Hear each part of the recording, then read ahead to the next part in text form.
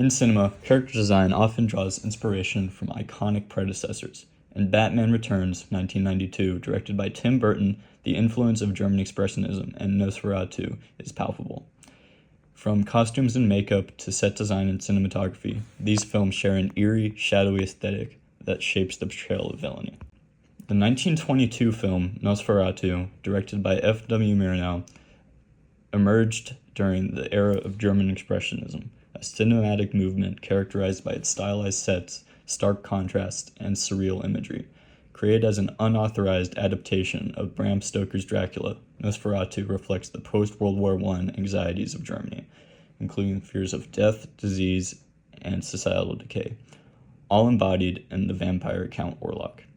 In contrast, Batman Returns, directed by Tim Burton, reflects the darker, more complex tone of early 1990s Hollywood, a time when superhero films began exploring deeper psychological and societal themes. Released amid a resurgence of interest in Gothic aesthetics and growing cultural cynicism, the film incorporates themes of duality, power, and alienation, reflecting the socio-political tensions of the post-Cold War era and the rising skepticism towards institutions and authoritative figures. Both films, though separated by 70 years, use horror and Gothic imagery to comment on their respective historical moments. German Expressionism is a film and art movement characterized by distorted visuals, dramatic lighting, and exaggerated sets, sought to externalize inner psychological states and create an atmosphere of heightened emotion.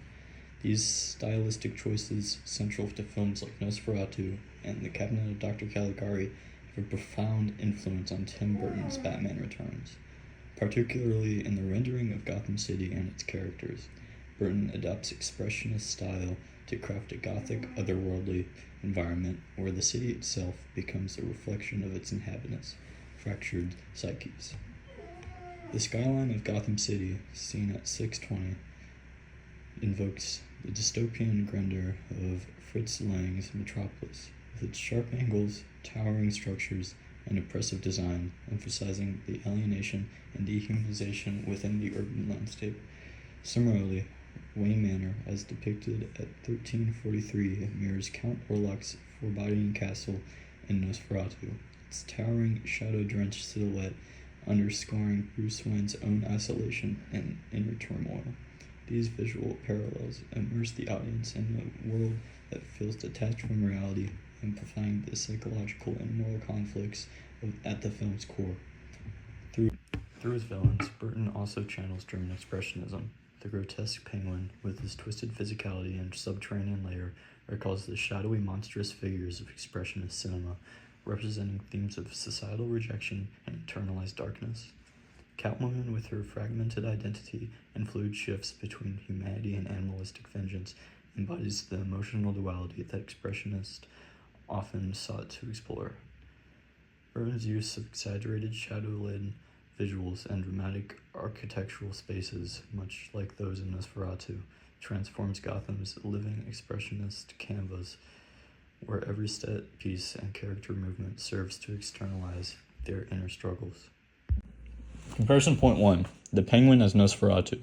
The Penguin in Batman Returns bears striking similarities to Count Orlok in Nosferatu, both in appearance and thematic depth, reflecting the influence of German Expressionism. Both characters are grotesque and otherworldly, with pale, corpse-like complexions and exaggerated physical features that invoke horror and unease. Their distorted appearances mirror their inner corruption, a hallmark of Expressionist cinema, where visuals often externalize psychological or moral decay. Additionally, like Orlok, the Penguin embodies themes of alienation and monstrosity, serving as a tragic figure shaped by social rejection. Burton's homage to Expressionist aesthetics heightened the Gothic atmosphere, blending horror and psychological complexity to create a character as haunting as he is pitiable. The Penguin's character design at 1932 directly references Count Orlok's monstrous appearance. The pale, pasty skin, elongated features, and grotesque mannerisms invoke the haunting visage of Nosferatu. Even their actions, like when the Penguin bites someone, mirror the vampiristic nature of the character.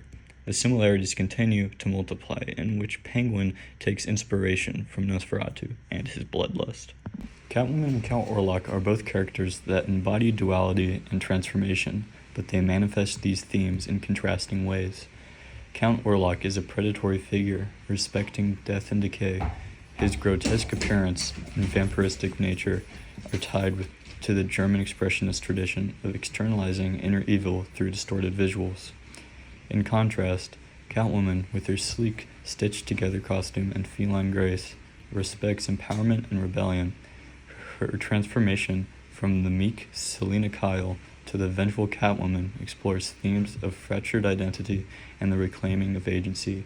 Both characters exist on the margins of society, Count Orlok as an isolated monster and Catwoman as a nobody turned vigilante, and challenge traditional moral boundaries. Tim Burton's use of German expressionist aesthetics, such as exaggerated set designs and stark lighting, visually connects Catwoman's fragmented psyche to the movement, much like Orlok's monstrous visage was a product of expressionist techniques, while Orlok embodies terror and otherness. Catwoman blurs the line between victim and avenger, making her a more nuanced reflection of psychological conflict.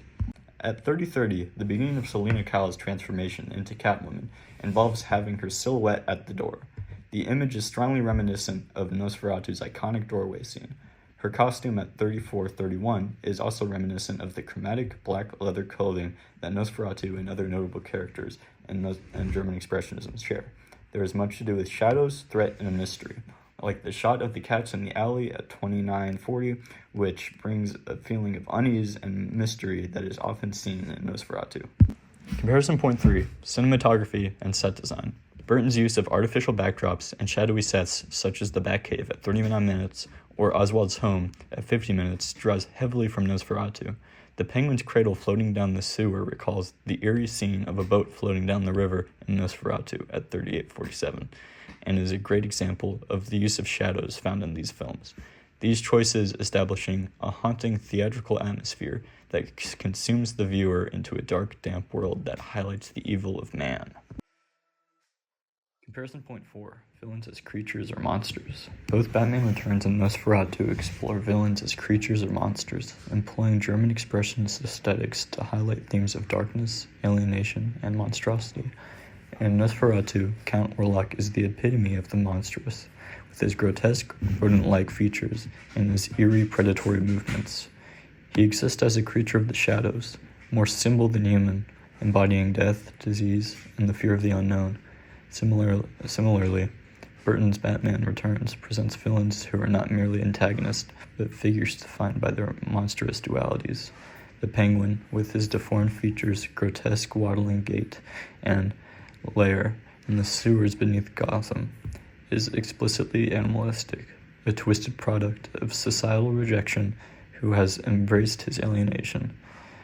Catwoman, on the other hand, walks a fine line between humanity and monstrosity, much like Orlok.